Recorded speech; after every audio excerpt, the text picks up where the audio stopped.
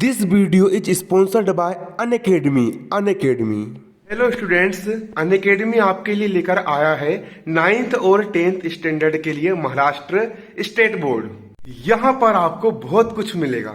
यहाँ पर top educators Maharashtra के आपको पढ़ाएंगे, फ्री लाइव सेशन मिलेंगे, फ्री टेस्ट सीरीज मिलेगी, फ्री डेली रिपोर्ट मिलेगी और भी बहुत कुछ है जो अवेलेबल है फ्री में। आप YouTube पर भी सेशन अटेंड कर सकते हो बिल्कुल फ्री।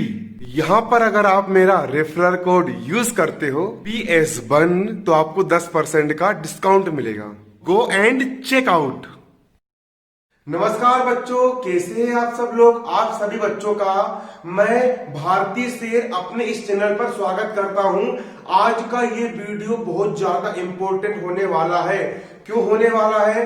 क्योंकि MP board, Madhya Pradesh board कक्षा 10वीं का गणित विषय के अत्यंत महत्वपूर्ण प्रश्न जो वार्षिक परीक्षा में बिल्कुल आने वाले हैं, बिल्कुल आएंगे ही। गणित विषय के मोस्ट इंपोर्टेंट क्वेश्चन है ना, बोर्ड एग्जाम के लिए मैं आपको करवाने वाला हूं। और आज से एक बहुत बड़ी घोषणा मैं ये करने वाला हूं कि रोज शाम, आज से है ना, डेली अब रोज शाम को 7:30 बजे, रोज शाम को 7:30 बजे से लेकर के 8:30 बजे तक मैं भारती शेर खुद आपको यहाँ पर पढ़ाऊंगा। रोज 1 घंटे पढ़ाऊंगा 7:30 बजे से लेकर के 8:30 बजे तक डेली। रोज आपकी लाइव क्लास पढ़ेगी, मैं लाइव यहाँ से पढ़ाऊंगा और लाइव आप वहां पर पढ़ोगे, है ना, डेली पढ़ाऊंगा। तो आज मैं क्या बताने वाला हूँ, देखिए मैंने आपको पहले ही बताया था आपका जो वार्षिक परीक्षा है, वार्षिक परीक्षा का आपका पेपर 100 नंबर का आता है। तो 100 नंबर में से कितने नंबर में से 100 नंबर में से आपको पिछले 5 साल के कितने, पिछले 5 साल के प्रश्न पत्र यदि आप पिछले 5 साल के प्रश्न पत्र तैयार कर लोगे तो 100 नंबर में से आराम से आप 85 प्लस नंबर स्कोर कर जाओगे। आपको ब्लूप्रिंट समझ में जाएगा। इसीलिए आज मैं आपको सन 2020 का, मतलब पिछले साल का, पिछले बार का सन 2020 का जो गणित का आपका पेपर है, सन 2020 का प्रश्न पत्र, उसके मोस्ट इंपोर्टेंट क्वेश्चन आज की इस वीडियो में मैं आपको पढ़ाने वाला हूं। तो मोस्ट इंपोर्टेंट क्वेश्चन, तो हमारा जो पेपर है ना, सन 2020 का, उसका सबसे पहले देखिए मैंने स्पेशल आप लोग के निकला करके लेकर के आया हूं। सबसे इंपोर्टेंट क्वेश्चन आज हम करेंगे। सबसे पहले देखिए सही विकल्प, खालिस्तान वगैरह है वो सब आप करते रहना, मैं आपको सिर्फ क्वेश्चन बताऊंगा ना। सबसे पहले देखिए क्वेश्चन नंबर 6, प्रश्न पत्र 2020 का प्रश्न 6, क्वेश्चन नंबर 6, प्रश्न 6 यहां पर आपको क्या बोल रहा है, संख्या 12, 15, 21 का अभाज्य गुणनखंड, अभाज्य गुणनखंड विधि से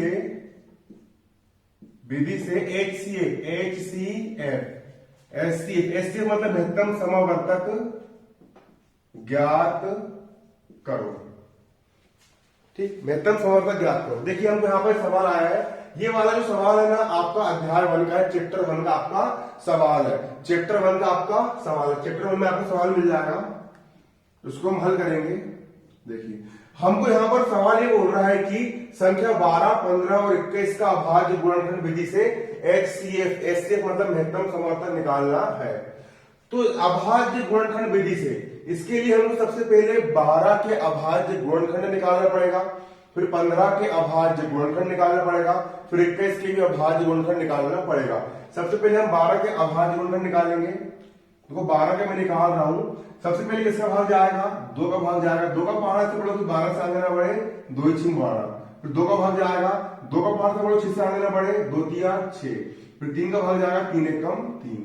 इसके बाद अगर हम 15 का निकालेंगे तो यहां पर हम 15 लिखेंगे, 15 के अभाज्य गुणनखंड निकालेंगे। सबसे पहले 3 का भाग जाएगा, 3 का पहाड़ से बढ़ो 15 से आगे ना बढ़े तो 3 5 15, फिर 5 से भाग जाएगा, 5 1 5 हो गया।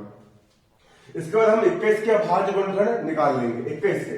तो यहाँ पर 21 का अभाज्य गुणनखंड निकालेंगे। सबसे पहले 3 का भाग जाएगा, 3 7 21, फिर 7 का भाग जाएगा, 7 1 7।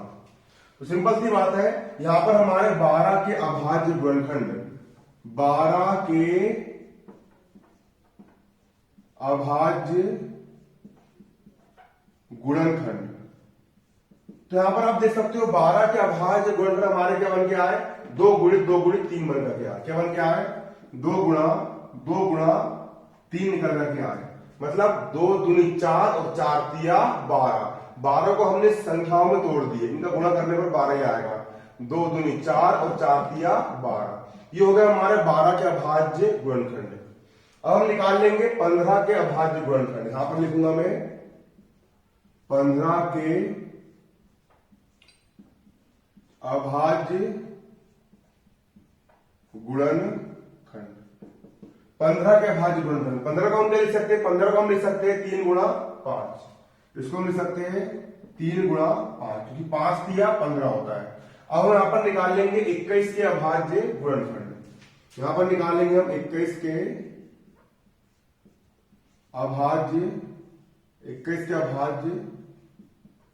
गुणनखंड। 21 का भाज्य गुणनखंड। 21 को हम क्या लिख सकते हैं, 21 को हम लिख सकते हैं 7 गुणित 3। 7 के 21 होता है, इसको हम लिख सकते हैं 7 गुणित 3। ये हो गया हमारे अभाज्य गुणनखंड। अब हम सिंपल क्या निकाल लेंगे, HCF निकाल लेंगे, मतलब महत्तम समवर्तक निकाल लेंगे, है ना।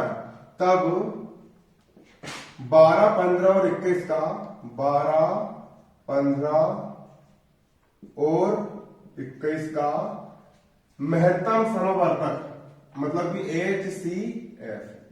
12, 15 और 21 का HCF मतलब महत्तम समावर्तक। महत्तम समावर्तक निकालने के लिए ऐसी संख्या देखो जो सबके पास हो। 3, 12 के पास भी 3 है, 15 के पास भी 3 है और 21 के पास भी 3 है। 3 जो संख्या है वो सबके पास है। 12 में भी 3 है, 15 में भी 3 है और 21 में भी 3 है। 3 सभी के पास है ना, तो 3 3 3 यहां पर हम कितना लिख लेंगे 3। और 3 के अलावा क्या और भी कोई संख्या है जो सभी के पास है क्या, देखो 2 इसके पास तो है लेकिन इन दोनों के पास नहीं है। 7 इसके पास तो है लेकिन इन दोनों के पास नहीं है। सिर्फ 3 ही एक ऐसी संख्या है जो सबके पास है, तो इसका महत्तम समवर्तक हो जाएगा 3। और जो हो गया हमारे सवाल का आंसर, है ना। ये आपका आंसर हो गया। अब देखिए कभी कभी पेपर में क्या होता है कि लघुत्तम में निकालने के लिए पूछ लेता है। वो सवाल वाला बोल देगा 12, 15 और 21 का लघुत्तम समवर्तक या एलसीएम ज्ञात करो। एलसीएम ज्ञात करना बहुत आसान है। एलसीएम निकालने के लिए आपको कुछ नहीं करना है। एलसीएम निकालना बहुत आसान है। जितनी भी संख्या है सबको लिख दो। सबसे पहली संख्या आई 2 सबसे ज्यादा कितने बार आया है, 2 जो है सबसे अधिक 2 बार आया है। और कहीं पर 2 आया क्या, नहीं आया। 2 सबसे अधिक 2 बार आया है, तो यहां पर हम लिख देंगे 2 गुणा 2। इसके बाद 3 सबसे ज्यादा कितने बार आया, 3 एक बार आया, 3 एक ही बार आया, 3 एक ही बार आया। 3 सबसे ज्यादा एक बार आया है, तो यहां पर लिख देंगे गुणा 3। उसके बाद 5 एक ही बार आया और कहीं 5 आया नहीं आया, तो यहां पर लिख देंगे हम 5 गुणा 7 एक ही बार आया और कहीं 7 नहीं आया, यहां लिख देंगे गुणा 7। अब सिंपल मल्टीप्लाई कर देंगे, 2 दूनी 2 गुणित 2, 2 दूनी 4, 4 तिया 12, 12 पंचे 60, है ना। 60 गुणित 60 गुणित यहां पर हो जाएगा 7। अब सिंपल 7 गुणित 6 कर देंगे, 7 6 हो जाएगा यहाँ पर 42 और 0 हो गया 0 और ये हो गया हमारा आंसर। ये हो जाएगा यहाँ पर हमारा आंसर। अब इसका देखिए, इसका आपको अगला सवाल करवाता हूं मैं।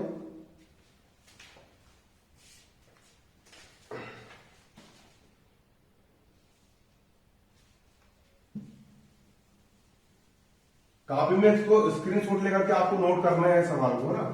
कॉपी लेकर के बैठिए, कॉपी में आपको लिखते हुए चलना है। इंपॉर्टेंट क्वेश्चन है ना।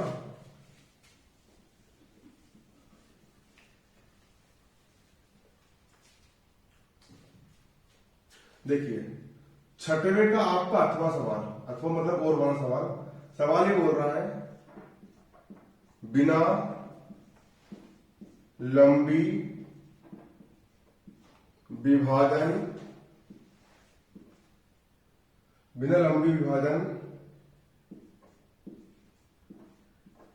प्रक्रिया किए बताइए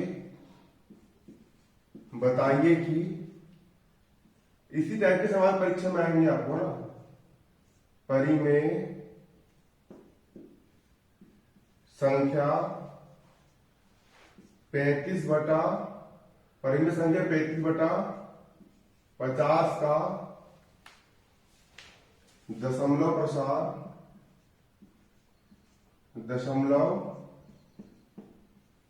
प्रसार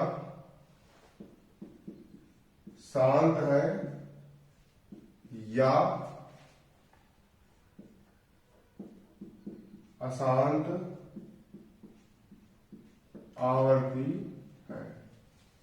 देखिए यहां पर आपको सवाल क्या बोल रहे हैं, बिना लंबी विभाजन प्रक्रिया किए बताइए कि लंबी विभाजन प्रक्रिया बिल्कुल नहीं करना है, मतलब बिना भाग दिए हमको भाग नहीं देना है, बिना भाग दिए हमको यहाँ पर ये बताना है। ये सवाल भी आपका गणित का अध्याय 1 का है, प्रश्नावली 1.4 का सवाल है ना, 1.4 का सवाल है। बिना विभाजन प्रक्रिया किए बताइए कि परिमेय संख्या 35/50 का दशमलव प्रसार शांत है या अशांत आवर्ती है। तो यहाँ पर समझ लीजिए, सबसे पहले बेसिक कॉन्सेप्ट आपको क्लियर करूंगा मैं। जो दशमलव होता है वो दो प्रकार के यहाँ पर बताया गया है। जो दशमलव होता है, दशमलव आपको दो प्रकार का होता है। पहला होता है शांत दशमलव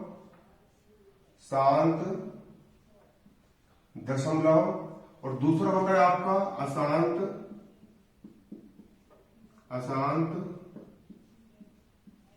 आवर्ती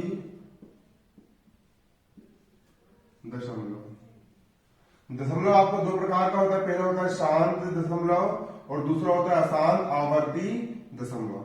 अब शांत दशमलव किसको बोलते हैं आप समझ लीजिए।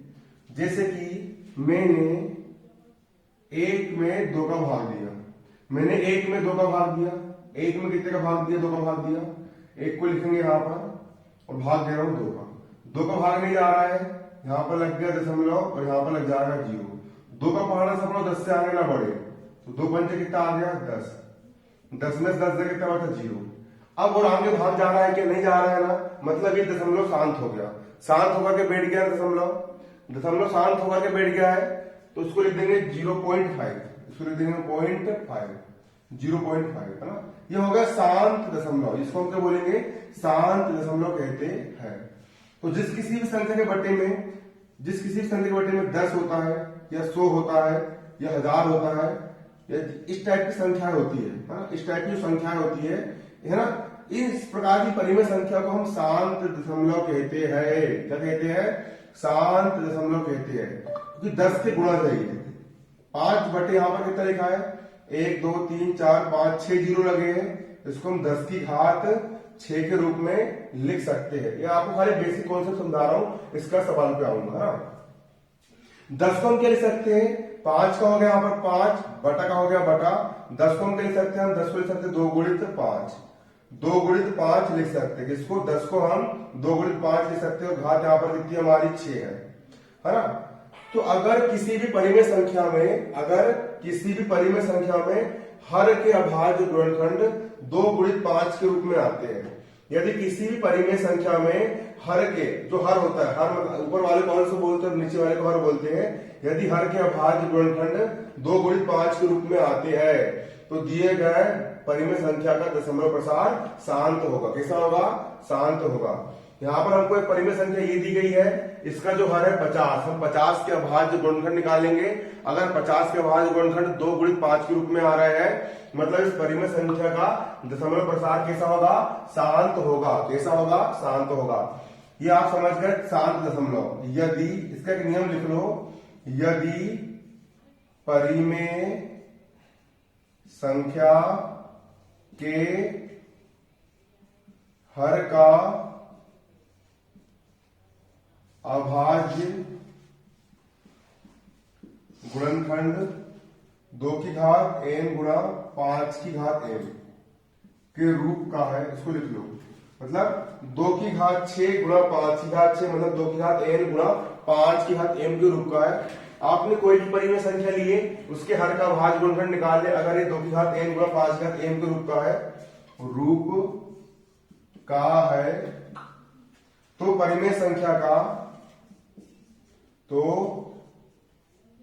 परिमेय संख्या का दशमलव प्रसार शांत होगा। दशमलव प्रसार शांत होगा। ये कैसे कर रहा है, दशमलव प्रसार शांत होगा। दशमलव प्रसार कैसे होगा, हमारे यहाँ पर शांत होगा। दशमलव प्रसार शांत होगा, उसको फिट कर।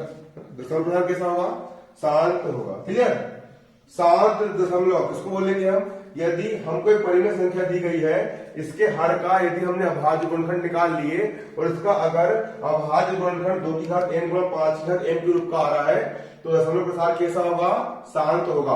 अब हम बात करेंगे अशांत आवर्ती दशमलव उसको कहते हैं। हम किसकी बात करेंगे? हम बात करेंगे अशांत आवर्ती दशमलव किसे कहते हैं।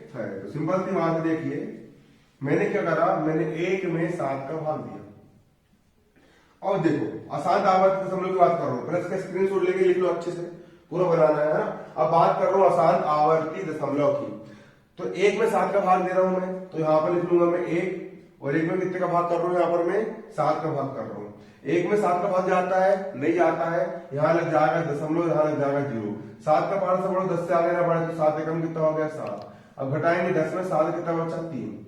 भाग नहीं आ रहा है, उतार लीजिए 0। 7 का पाठ से बढ़ो 30 से आगे ना बढ़े तो 7 चौक कितना हो गया? यहाँ पर 28 हो गया। घटाएंगे है ना, तो 10 में से 8 का बचा 2 और 2 में से 2 का बचा 0, फिर उतार लेंगे यहाँ पर 0। 7 का पाठ से बढ़ो कि 7 का पाठ से बढ़ो कि 20 से आगे ना बढ़े तो 7 दूनी यहाँ पर जाएगा 14, फिर कितना बचा? यहाँ पर 6 बचा, फिर उतार लेंगे 0, फिर उतार लेंगे 0। मतलब कि आप भाग देते जाओगे देते जाओगे देते जाओगे, ये संख्या खत्म ही नहीं होने वाली। ये संख्या हमेशा आगे ही बढ़ती रहेगी। ये शांत नहीं है। ये शांत है क्या? नहीं है, क्योंकि दशमलव आगे ही बढ़ते जा रहा है। ये शांत नहीं बैठ रहा है, ठंडा होकर के नहीं बैठ रहा है। ये अशांत है। ये कैसा है? अशांत है। क्यों अशांत है? क्योंकि आगे बढ़ते जा रहा है, आगे बढ़ते जा रहा है, आगे बढ़ते जा रहा है। शांत नहीं है, अशांत है। इसलिए इस प्रकार की जो भिन्न होते हैं इनको हम क्या बोलते हैं? अशांत दशमलव कहते हैं। 0.33333 आगे बढ़ते जा रहा है, ये हो गया अशांत आवर्ती दशमलव। जैसे 1/7 1/7 हो गया। मतलब यदि परिमेय संख्या के हर का अभाज्य गुणनखंड 2 गुणित 5 के रूप का नहीं है, अगर परिमेय संख्या के हर का अभाज्य गुणनखंड 2 गुणित 5 के रूप का है तो दिया गया दशमलव शांत दशमलव होगा। और यदि परिमेय संख्या के हर का अभाज्य गुणनखंड इस रूप का नहीं है, इस रूप का नहीं है ना, यहाँ पर 7 आगे 2 है क्या? नहीं है, मतलब कि आगे बढ़ते जा रहे तो उसको हम अशांत आवर्ती दशमलव कहते हैं। अब सिंपल हम सवाल समझेंगे और उम्मीद करता हूं कि आपको बारीक कौन से समझ में आ गया होगा।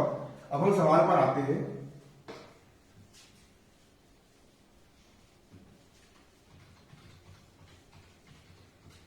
चलिए यहां पर हम डालेंगे हल, और हल डाल के यहां पर लिखेंगे दिया है परिमेय संख्या। आपको परिमेय संख्या कितनी दी गई है? 35/50 दी गई है। यहां पर हम लिखेंगे दिया है क्या दिया है? परिमेय संख्या दी गई है। परिमेय संख्या बराबर कितनी दी गई? यहां पर हमको 35/50 दी गई। यहां पर हम लिखेंगे 35/50 है ना। ऊपर वाले को अंश कहते हैं, नीचे वाले को हर कहते हैं। अब हम हर के अभाज्य गुणनखंड निकालेंगे, तो यहां पर लिखेंगे हर 50 के अभाज्य गुणनखंड। यहां पर हम लिखेंगे हर 50 के अभाज्य गुणनखंड। अब 50 के हम यहां पर अभाज्य गुणनखंड निकालेंगे।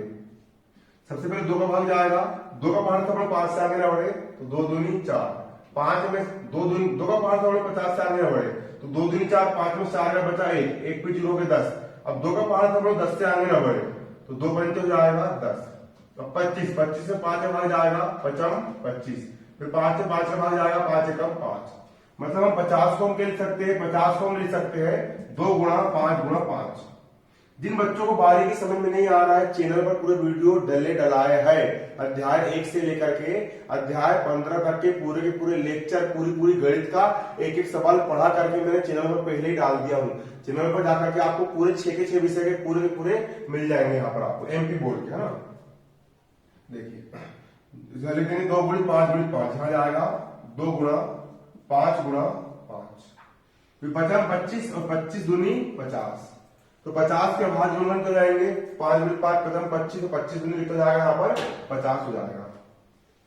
देखिए 2 का हो गया 2 गुणा 5 गुणित 5, मतलब 2 यहाँ पर एक ही बार आया है, 2 यहाँ पर एक ही बार आया है, तो उसको हम 2 की घात 1 लिख सकते हैं। और 5 गुणित 5 आया यहाँ पर, कितना आया? 5 गुणित 5, 5 यहाँ पर 2 बार आया है, तो उसको हम 5 की घात 2 लिख सकते हैं।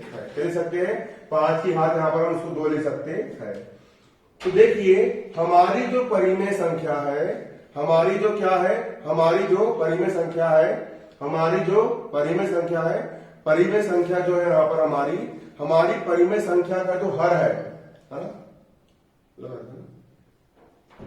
हमारी परिमेय संख्या का जो हर है, हमारी परिमेय संख्या का जो क्या है, हमारी परिमेय संख्या का जो हर है, हमारी परिमेय संख्या के हर के जो अभाज्य गुणनखंड है, हमारी परिमेय संख्या के हर के जो अभाज्य गुणनखंड है, ये 2 की घात m, 2 की घात m, ये 2 की घात m मतलब 2 की घात m गुणा 5 की घात n, 5 की घात n के रूप के है ना। मतलब कि इसका दशमलव प्रसार कैसा होगा, शांत होगा, क्योंकि ये 2 की घात m गुणा 5 की घात n के रूप के है, इससे दशमलव प्रसार कैसा होगा, आपका शांत होगा। तो यहां पर हम लिखेंगे चूंकि, यहां पर लिखेंगे चूंकि परिमेय संख्या, चूंकि परिमेय संख्या, चूंकि परिमेय संख्या के हर, चूंकि परिमेय संख्या के हर, चूंकि परिमेय संख्या के हर, परिमेय संख्या के हर के, चूंकि परिमेय संख्या के हर के अभाज्य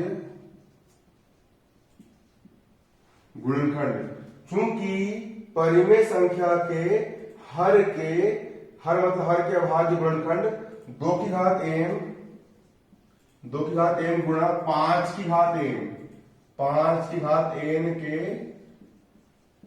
रूप के है, अतः परिमेय संख्या का दशमलव प्रसार शांत होगा, अतः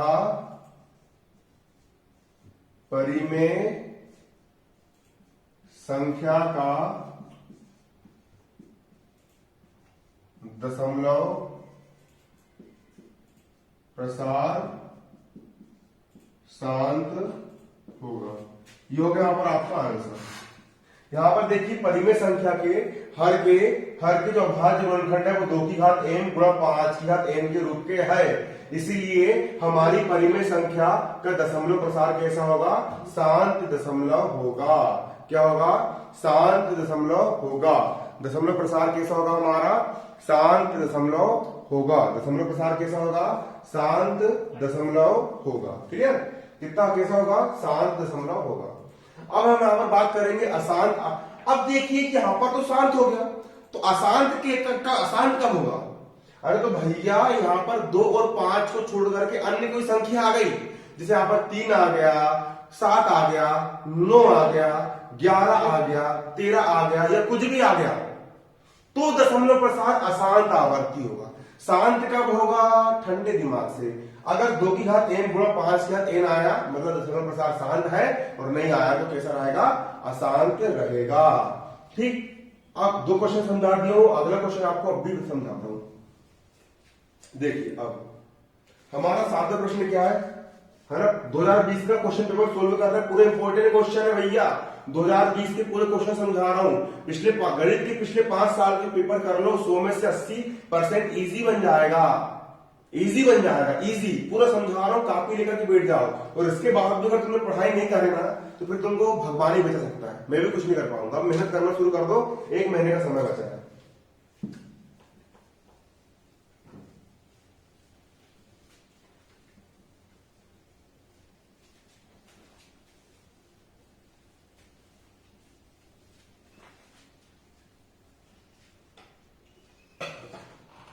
देखिए हमारा क्वेश्चन प्रश्न 7 क्या है, प्रश्न 7 ये बोल रहा है x की घात 2 माइनस 3 के शून्यक ज्ञात कीजिए। हमको हमारा सवाल यहां पर ये बोल रहा है कि x की घात 2 माइनस 3 के शून्य ज्ञात करना है। क्या ज्ञात करना है, x की घात 2 माइनस 3 के शून्य ज्ञात करना है। यहां पर डालेंगे हम हल, और हल डालने के बाद हमको सबसे पहले यहां पर एक बहुपद दिया गया। ये सवाल कहां का है, ये सवाल कक्षा 10वीं की गणित का अध्याय 2 का सवाल है। अध्याय 2 का आपका क्या है, ये सवाल है। सवाल क्या बोल रहा है, x की घात 2 माइनस 3 के शून्य ज्ञात करना है। तो यहां पर हम लिखेंगे दिया है, दिया है। आपको बहुपद क्या दिया है, बहुपद। दिया है बहुपद, बहुपद आपको दिया है x की घात 2 माइनस 3, क्या दिया है, x की घात 2 माइनस 3 दिया है बहुपद दिया है। बहुपद के शून्य ज्ञात करना है ना, बहुपद के शून्य ज्ञात करना है। अरे बहुपद के शून्य ज्ञात करना है ना, तो बहुपद के बराबर शून्य मान लो। बहुपद कितना दिया है यहाँ पर आपको, एक माना, यहां पर लिखेंगे हम माना, क्या मान लिया हमने, x की घात 2 माइनस 3, x की घात 2 माइनस 3 बराबर शून्य मान लिए। हमको बहुपद के शून्य ज्ञात करना है, तो बहुपद के शून्य ज्ञात करने के लिए हम बहुपद के बराबर शून्य मान लेते हैं। हमको बहुपद के शून्य ज्ञात करना है, तो बहुपद के शून्य ज्ञात करने के लिए हम बहुपद के बराबर कितना मान लेते हैं, शून्य मान लेते हैं। इस बहुपद के बराबर हमने शून्य मान लिए। अब x की घात 2 का यहाँ पर हो जाएगा x की घात 2, ऋण का हो गया ऋण 3 को हम क्या लिख सकते हैं, 3 को हम लिख सकते हैं करनी 3 गुणा करनी 3 बराबर 0।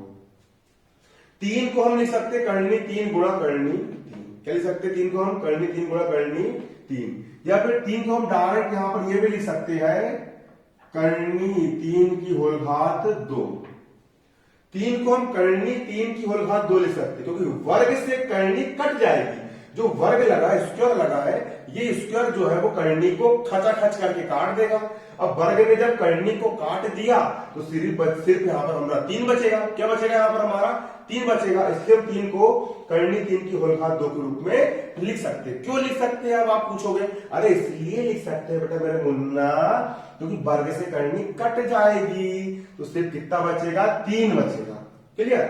अब x की घात 2 माइनस करनी 3 की होल घात 2 है, तो यहां पर हम इसको क्या लिख सकते हैं, यहां पर आप देखोगे तो देखो सिंपल, x की घात 2 माइनस करनी 3 की घात 2 लिखा है यहां पर। इसको हम एक फॉर्मूला होता है, एक सूत्र होता है, सूत्र होता है हमारा a की घात 2 माइनस b की घात 2 बराबर।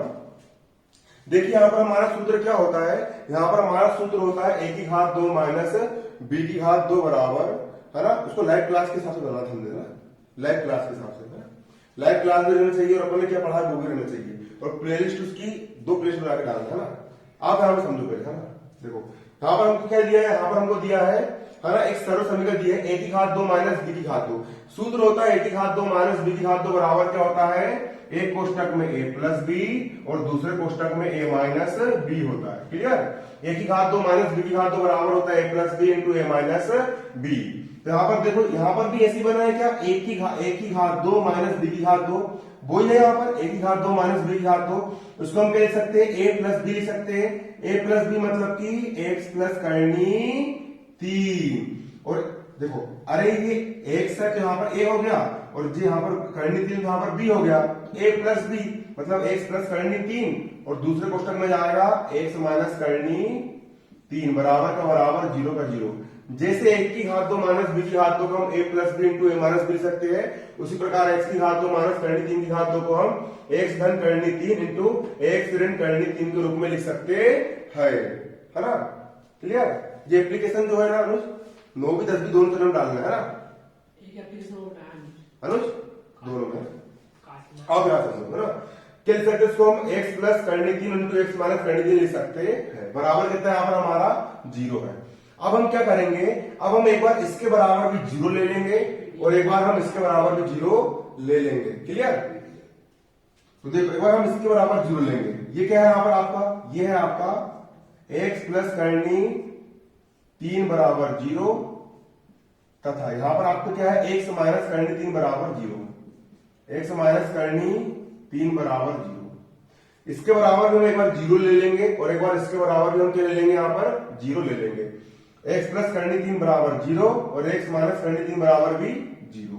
अब x का हो गया x, बराबर का हो गया बराबर, बराबर किस तरफ करनी 3 धन का है, बराबर किस तरफ करनी 3 धन का है, पक्षांतर करेंगे तो उस तरफ जाकर के जाएगा ऋण का, तथा x का हो गया x, बराबर का हो गया बराबर, x का हो गया x, बराबर का हो गया बराबर, बराबर किस तरफ करनी 3 ऋण का है, बराबर किस तरफ करनी 3 ऋण का है, उस तरफ जाएगा तो करनी 3 क्या हो जाएगा, धन का हो जाएगा। और ये आ गया हमारा आंसर। जो x का मान होता है वही शून्य कहलाता है, अतः बहुपद के शून्यक माइनस करनी 3 और प्लस का करनी 3 है।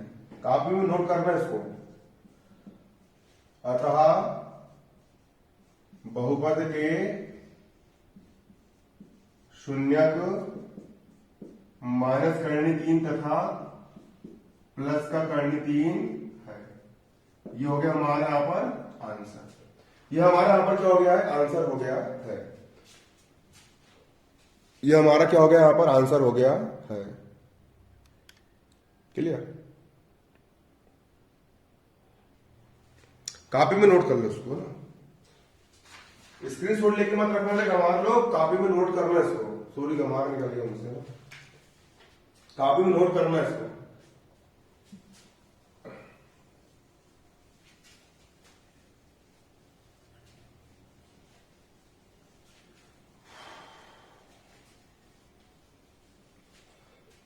चलिए हमारा अगला क्वेश्चन क्या है, 7वें का जो अथवा में आया था,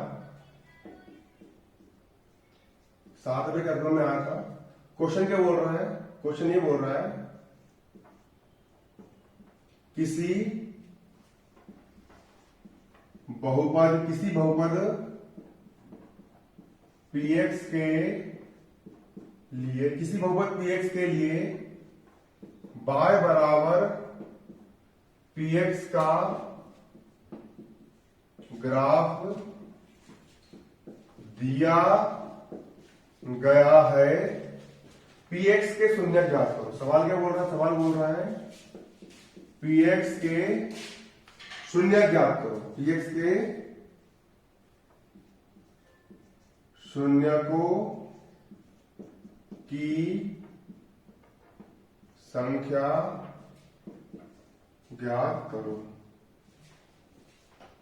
सवाल आपका यहां पर ये बोल रहा है, यहां पर आप देख सकते हो जो आरडी वाली लाइन होती है उसको हम एक्स अक्ष बोलते हैं। ये हो गया एक्स और जाएगा एक्स डैश, और जो खड़ी वाली लाइन होती है उसको हम वाई अक्ष बोलते हो गया वाई, और जो हो गया वाई डैश। यहां पर हो गया 0। और सवाल में यहां पर आपको इस प्रकार का ग्राफ दिया गया है। हमको कुछ नहीं करना है, यहां पर हमको सिर्फ और सिर्फ शून्यकों की संख्या ज्ञात करना है। बहुत आसान है, बहुत आसान है। ये जो आपको ग्राफ दिया गया है, ये जो आपको ग्राफ दिया गया है, ये वाला ग्राफ एक्स अक्ष पर कितने बिंदु पर प्रतिच्छेद करता है? तो ये वाला ग्राफ एक्स अक्ष पर 3 बिंदु, पहला बिंदु ये वाला, दूसरा ये वाला और तीसरा बिंदु ये वाला, 3 बिंदुओं पर प्रतिच्छेद कर रहा है। हमारा जो ग्राफ है, हमारा ग्राफ है ना, हमारा ग्राफ एक्स अक्ष को 3 बिंदु, पहला दूसरा तीसरा, एक्स अक्ष को 3 बिंदु, पहला दूसरा तीसरा, 3 बिंदु पर प्रतिच्छेद करता है। अतः शून्यकों की संख्या कितनी होगी? 3 होगी, है ना। तो यहां पर लिख लेंगे क्योंकि, है ना, चूंकि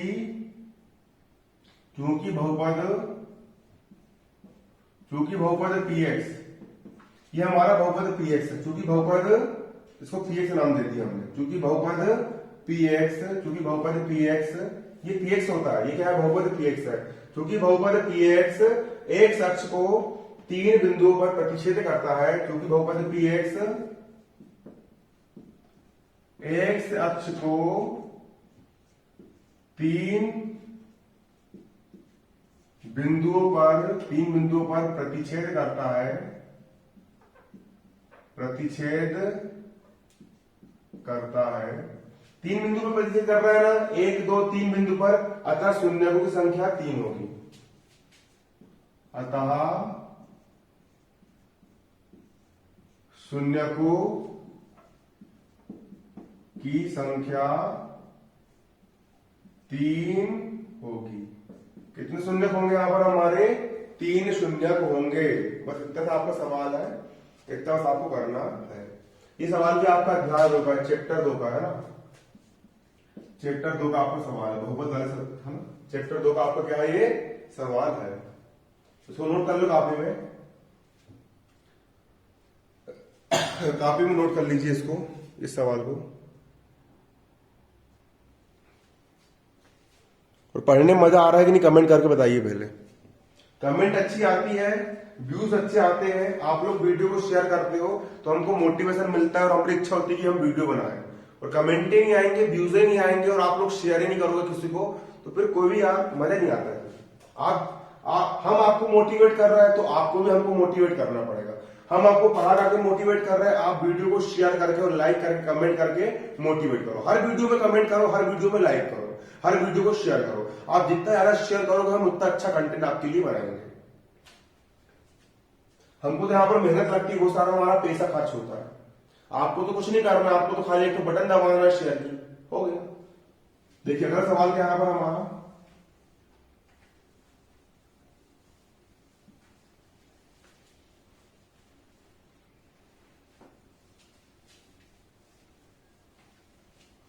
यहां पर हमारा अगला सवाल देखिए, अगला है हमारा यहां पर सवाल 8वां सवाल। 8वां सवाल बोल रहा है बिंदुओं 0,0 और 36,15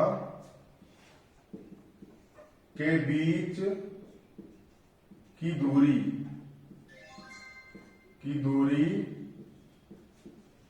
ज्ञात करो।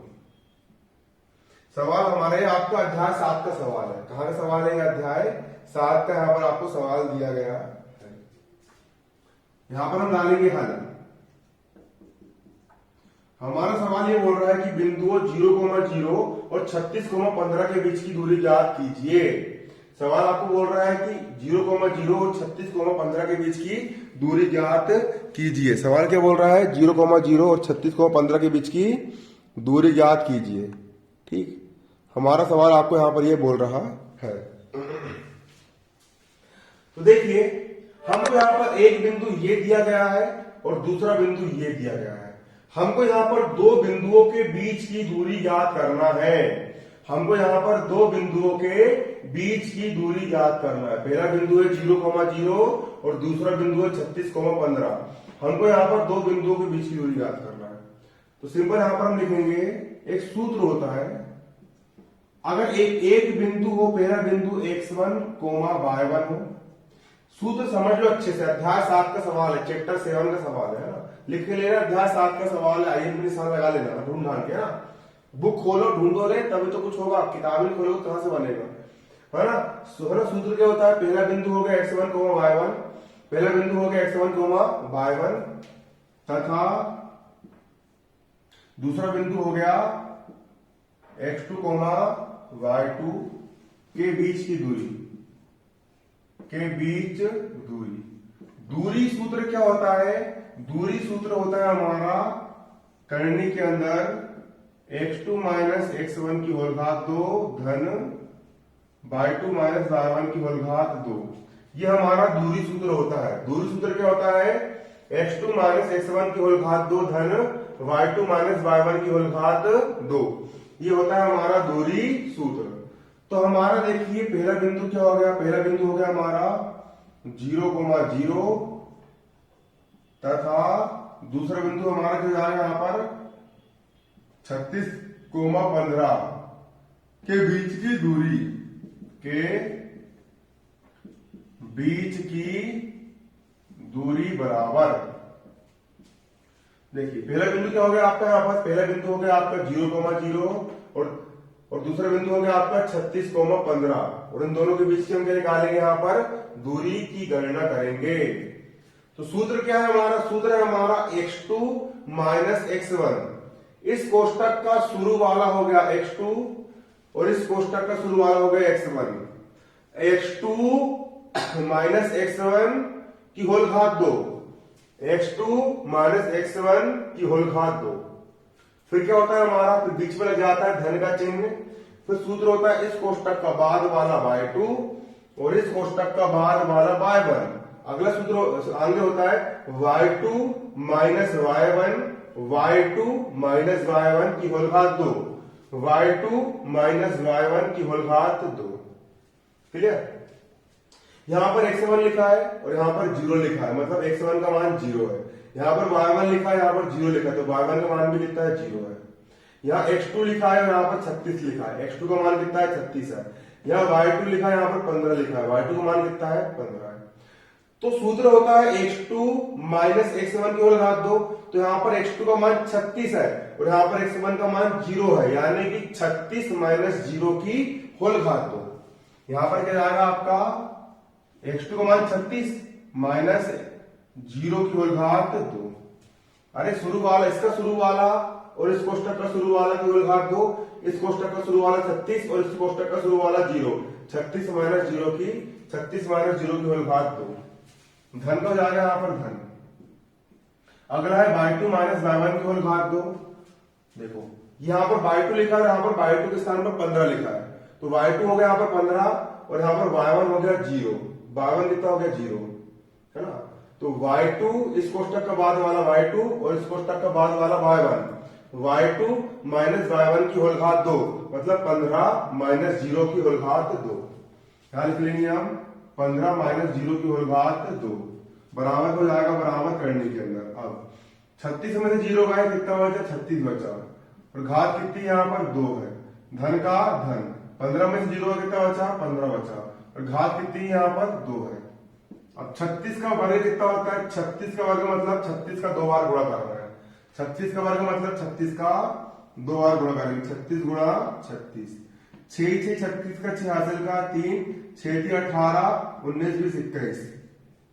अगला 6 18 का 8 हासिल का 1, 3 के 9 कितना हो गया यहाँ पर 10 हो गया।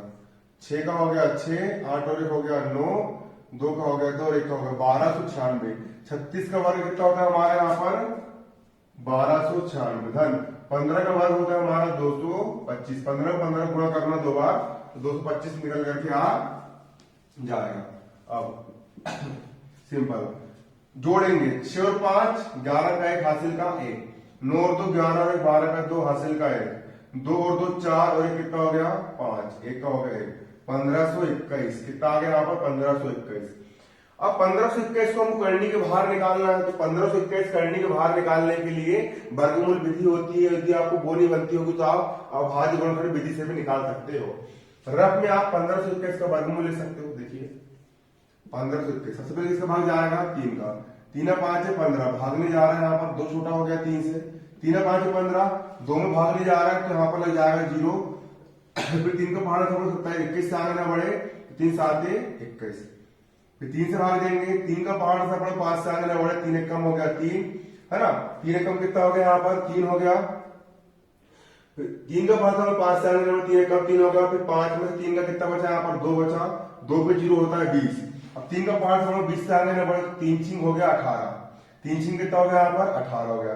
अब 20 में से 18 गए, 20 में से 18 गए, जब 20 में से 18 गए कितना बचा यहाँ पर 2 बचा, 2 पे 7 हो गए 27। अब 3 का पहाड़ था 27 से आगे ना बढ़े तो 2 इनों पे 2, है ना। फिर से देखो, फिर से 3 का पहाड़ था 5 से आगे ना बढ़े तो 3 एक कम 3, 5 में से 3 घटाओ, 5 में से 3 का बचा यहाँ पर 2, क्लियर। अब 2 पे 0 हो गया 20, 3 का पहाड़ था 20 से आगे ना बढ़े तो 3 छिंग 18, 20 में 18 का बचा यहाँ पर 2, 2 पे 7 27, 3 का पहाड़ था 27 से आगे ना बढ़े तो 3 9 27, क्लियर, ये हो गया। अब 169 को हम लिख सकते 13 का भाग जाएगा, 13 का भाग जाएगा, 13 भाग जाएगा, 13 कम 13 बचा, 16 में से 13 का बचा 3, 3 2 39, 13 3 40, फिर 13 का भाग जाएगा, 13 कम 13।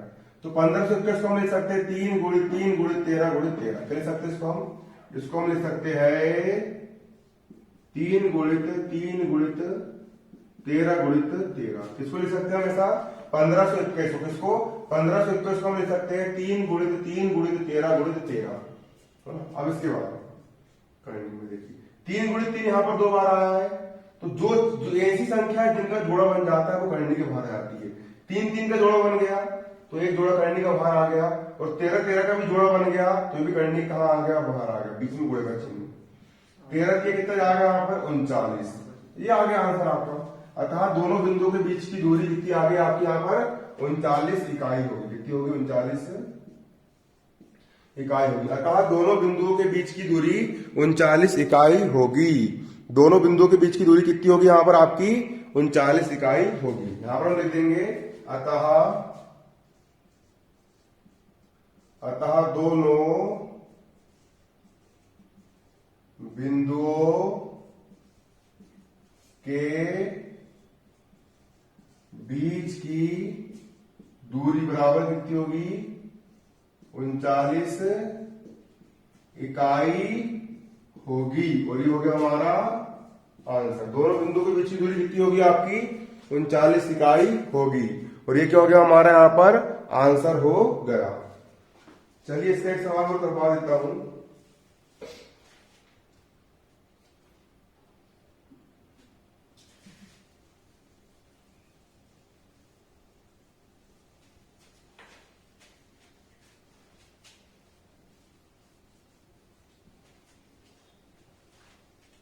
चलिए दोस्तों, आज के लिए इतना ही बहुत है ना। 45 मिनट की समथिंग आपकी क्लास हो गई है कल, है ना। चलिए आज के लिए इतना ही बहुत है। आज हमने कितने सवाल करे? 1 2 3 4 5। हमने आज 5 सवाल कर लिए हैं। तो ये 5 के 5 सवाल आप घर पे 3-3 बार करके देखना है। इसके साथ साथ आप गणित की तैयारी कर रहे हो तो आप क्या कीजिए, आप मेरे चैनल पर जाइए और मेरे चैनल पर जा करके आपको चैनल का फ्रंट पेज खोलना है। और चैनल के फ्रंट पेज पर पूरी प्लेलिस्ट बनी हुई है, एग्जाम स्पेशल की बनी हुई है। 10वीं क्लास के पूरे प्लेलिस्ट में आपको मिल जाएंगे शुरू में, है ना। तो अध्याय 1, अध्याय 2, अध्याय 3, अध्याय 4, अध्याय 5, अध्याय 6, अध्याय 7, अध्याय पूरे के पूरे 10वीं की बुक के पूरे 15 अध्याय मैंने पढ़ा करके डाल चुका हूँ। वहां से आप पढ़ लीजिए, पूरे लाइव वीडियो डले हैं, है ना। इसका विज्ञान के बहुत सारे चैप्टर डल चुके हैं। और साथ साथ डेली आपके लिए कंटेंट आ रहा है। मेरी जो टीम है ना, मैंने आपके लिए अच्छे अच्छे टीचर को हायर किया हूं जो आपको बहुत अच्छे से पढ़ाएंगे, है ना। वो टीचर आपको बहुत शानदार तरीके से आपकी तैयारी करवाएंगे, है ना। तो आप जाइए और जाकर के चैनल कमेंट में अपनी तैयारी कीजिए और इस बार अच्छे से अच्छा स्कोर करके दिखाइए। धन्यवाद। जय हिंद, जय भारत।